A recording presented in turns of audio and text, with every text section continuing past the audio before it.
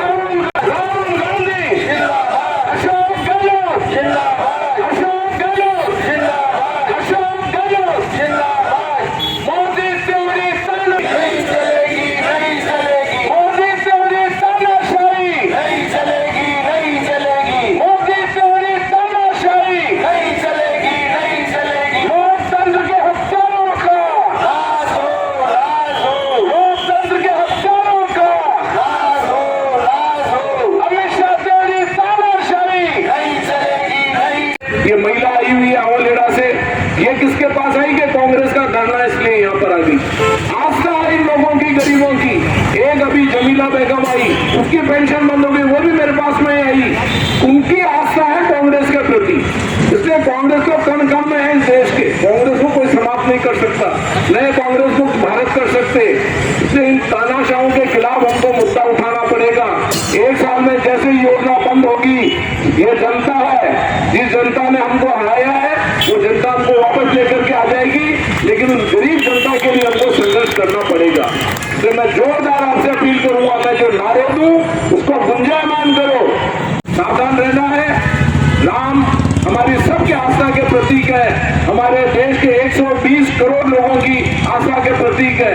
उनके लिए कोई नई चीज नहीं है। मर्यादा पुरुषोत्तम राम हो, भगवान श्री कृष्ण हो, माता सीता हो, चाहे अन्य हमारे देवी देवता हो, हम सबकी आस्था, जो भी हिंदू धर्म के अंदर सनातन धर्म में आस्था रखता है, उनके लिए धार्मिक जो भी हमारे भगवान रहे उन सबकी हम पूजा करते हैं। मुस्लिम समाज अपनी पूजा करता है, लेकिन जिस तरह के मुद्दे भटका करके लोकसभा के चुनाव में लेकर के जा रहे हैं, उससे सावधान हमको रहने की जरूरत है। इनके महंगाई, बेरोजगारी, किसानों के अत्याचार, युवाओं की बेरोजगारी के खिलाफ मुद्दे दब नहीं जाए, उसकी जिम्मेदारी कांग्रेस पार्टी के सभी कार्यकर्ताओं के ऊपर है। ये सरकार जो बनी है राजस्थान में, धीरे धीरे कल आपने पढ़ा हुआ राजस्थान पत्रिका के अंदर कि चिरंजीव योजना के ऊपर ग्रहण लग गया। जो गरीबों के लिए बनाई गई योजना थी 25 लाख वाली, वो लेना बंद कर दिया। सरकारी कर्मचारियों के RGHS के ऊपर हो गया, OPS के ऊपर जो सरकारी कर्मचारियों के लिए अपने बुढ़ापे का एक सहारा बनी हुई थी योजना, उसके ऊपर ग्रहण लग रहा है। कृषि बिलों के ऊपर भी जल्दी ये कैबिनेट जैसे बनी नहीं रही है। देखना आप कि जो राजस्थान की कांग्रेस की सरकार अशोक गहलोत साहब 42,000 करोड़ रुपए इन योजनाओं पे खर्च कर रहे थे, वो योजनाएं ये सरकार चला देती है, जिसके लिए मुख्यमंत्री जी ने भी, गहलोत साहब ने भी नए मुख्यमंत्री से अपेक्षा की है, इस सरकार से अपेक्षा की योजनाएं जारी रखे। लेकिन के लिए सरकार अगर चलाती है तो ठीक है, लेकिन अगर ये सरकार नहीं चला पाई तो आप मान करके चलना, आज कांग्रेस कण कण में है। जो महंगाई के हैं, बेरोजगारी के हैं, वो सबसे बड़ा मुद्दा इस देश का है। आज क्या हालत है, हमारे देश के ऊपर 14 प्रधानमंत्री रहे, तब 55 लाख करोड़ का कर्जा था, और आज इन प्रधानमंत्री के नेतृत्व में 10 साल के अंदर 200 लाख करोड़ का कर्जा हमारे देश में अब तक हो चुका है। और अंतर्राष्ट्रीय मुद्रा कोष ने चेताया हमारे भारत के प्रधानमंत्री जी को, यहाँ के अर्थशास्त्रियों को, कि आप अपने कर्जे को नियंत्रण करिए, वरना यह देश कर्जे में डूबता जाएगा। आज उन्हीं मुद्दों के ऊपर हमारे नौजवानों ने मुद्दा उठाने के लिए तरीका उनका गलत था, संसद के अंदर घुसे वो। आज जिम्मेदारी केंद्र की सरकार की थी। आज ये कहते हैं कि हमारे अमित शाह तो सरदार वल्लभ भाई पटेल से तुलना करते हैं उनकी, कैसा मजबूत गृह मंत्री है। अरे भाई, गृह मंत्री मजबूत है तो संसद में वो किस तरह से पहुंचे, किस तरह से उन्होंने स्मोक बम वहां पर छोड़ा, किस तरह से वो दबा करके लेके गए, जिम्मेदारी किसकी थी। आज उन मूल मुद्दों को भटकाने के लिए, और जो राजस्थान के अंदर सरकार बनी है और जो हमारे मुद्दे उठाते थे कि राजस्थान में बलात्कार बहुत हो रहा है, दुष्कर्म की घटनाएं हो रही है, हमारे यहाँ पर हत्याएं बढ़ रही है, हमारे यहाँ पर किस तरह के अत्याचार महिलाओं पे हो रहे हैं, उन सब मुद्दों को दबाने के लिए हमारे प्रधानमंत्री जी ने एक मुद्दा उठा दिया, उपराष्ट्रपति जी की मिमिक्री का।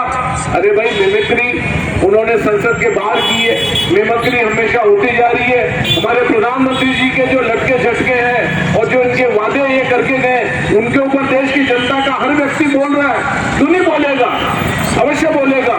और राजस्थान के अंदर जो मुद्दे भटकाने का कोशिश की गई, धनगर साहब को बीच में लाके हमारे महामहिम उपराष्ट्रपति जी को वो लाकर के ध्यान भटकाने का जो काम किया है मोदी जी की सरकार ने, वो निश्चित रूप से निंदनीय है। आज जो देश में परिस्थिति बनी है वो आप सबसे किसी से छुपी हुई नहीं है। आज जो सच्ची बात, अगर कोई विरोध में है, अगर एक केंद्र में बैठी तानाशाह सरकार है जो कोई भी आज सच्ची बात कहने की हिम्मत नहीं रख सकता है, क्योंकि विपक्ष में बैठने वाले हर आदमी को अपनी बात कहने का अधिकार है, लेकिन वो बात कहने के लिए भी इतना दबाव बनाया हुआ है कि 142 सांसदों को निलंबित कर दिया। निलंबित क्यों किया, उससे पहले भी बहुत सारे सांसदों ने बहुत सारी बातें बताई होगी, लेकिन सच्ची बात कहने के लिए अगर वो सामने आए तो उनको निलंबित कर दिया। मैं इस मौके पर कड़ी शब्दों में जो तानाशाह सरकार बैठी है उनकी कड़े शब्दों में निंदा करता हूँ, और सच्ची लोकतंत्र की हत्या जो की जा रही है उसके लिए हम जिला कांग्रेस कमेटी की ओर से और हर जगह उनका विरोध और कड़े शब्दों में निंदा करते हैं। मैं इस मौके पर एक ही बात कहूँगा, आज कांग्रेस पार्टी के सभी आप कार्यकर्ता यहाँ पधारे और समय समय पे, क्योंकि विपक्ष का काम ही ये सबसे पहले जो सच्ची बात अगर कोई गलत करेगा उसका विरोध करना है। तो मैं इस मौके पर यही कहना चाहूँगा कि जब भी केंद्र में बैठी तानाशाह सरकार और भारतीय जनता पार्टी जो भी कोई अगर जनता पे या किसी के साथ अत्याचार होगा तो निश्चित रूप से समय समय पे आप सबको विरोध प्रदर्शन करके उनको न्याय दिलाने का प्रयास करेंगे। मैं इस मौके पे सभी आप कांग्रेस पार्टी के वरिष्ठ जन यहाँ पधारे, मैं जिला कांग्रेस कमेटी की ओर से आपका आभार और धन्यवाद ज्ञापित करता हूँ।